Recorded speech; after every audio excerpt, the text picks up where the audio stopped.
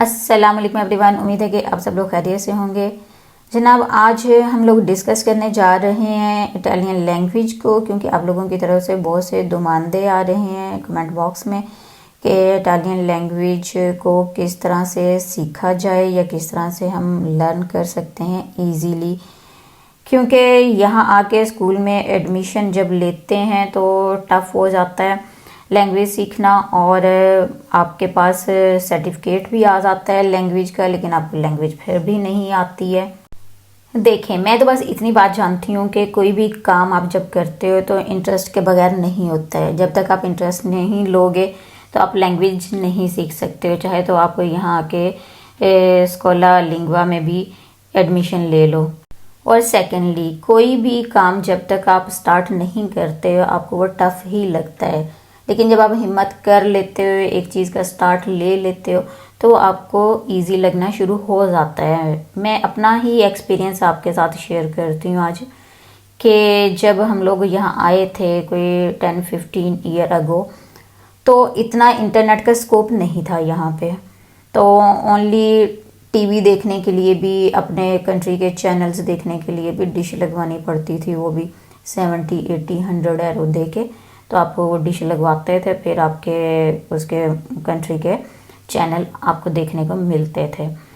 लेकिन उससे पहले जब तक डिश नहीं लगी थी, और वो आए दिन कोई ना कोई इसके साथ इशू रहता था, कभी बारिश हो गई तो उसके चैनल गायब हो गए, कभी वेदर ख़राब हो गया तो उसके चैनल गायब हो गए, ये चक्कर था। तो बाकी हमारे पास क्या बचता था देखने के लिए? Only Italian channels. तो फिर बस वो पूरा दिन घर में टीवी ऑन होता था, बच्चे भी वही देखते थे, तो कार्टून स्पेशली उस पर लगे होते थे। तो इससे कोई फ़र्क तो नहीं पड़ता है, बल्कि एक तरह से अच्छा ही है आपके लिए भी, आपके बच्चे के लिए भी।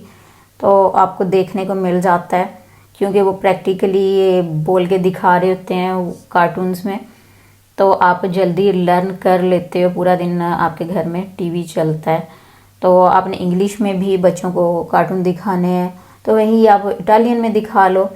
तो बाकी बच्चों के साथ आप अपनी लैंग्वेज यूज़ करो जो उनकी मदर लैंग्वेज है।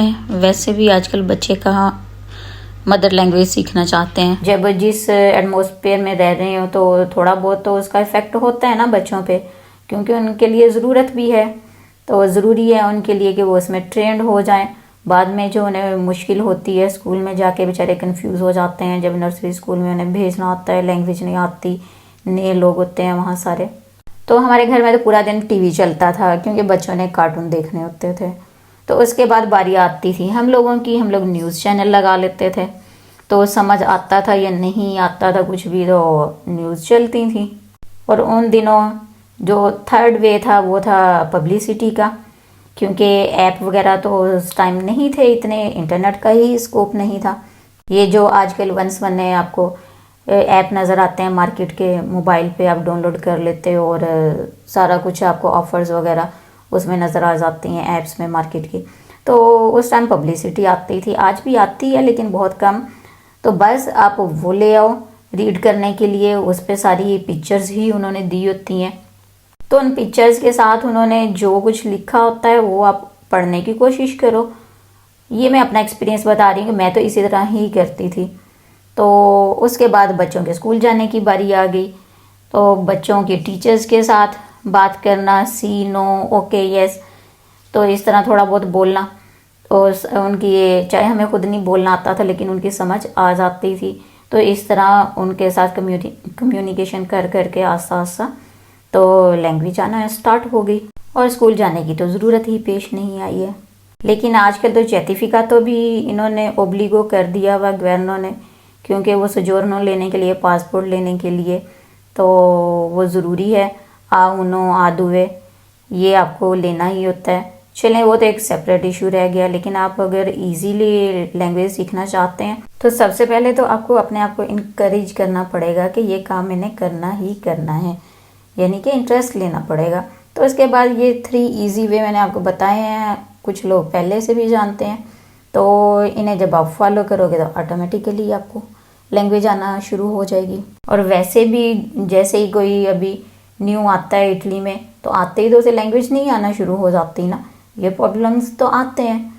तो कुछ अरसा आपको यहाँ गुजारने के बाद आस्ता आस्ता समझ आने लगती है, आप बोलने लगते हो, आप उन्हें सुनने लगते हो, तो बस आप फिर खुद भी कोशिश करते हो बोलने की। और इसके अलावा और बहुत से ऐप आ चुके हैं, यूट्यूब पे भी आपको मिल जाते हैं और टिकटॉक पे भी मिल जाते हैं, इंस्टाग्राम पे भी मिल जाते हैं, यानी जो जो भी आप सोशल मीडिया यूज़ करते हो तो वहाँ आपको डिफरेंट ऐप मिल जाते हैं जो कि पंजाबी, उर्दू ट्रांसलेशन के साथ आपको इटालियन सिखा रहे होते हैं। ये तो उससे भी ज़्यादा इजी वे आ जाता है। अगर तो आपको आज की वीडियो मेरी पसंद आई हो तो लाइक, शेयर और कमेंट ज़रूर कीजिएगा।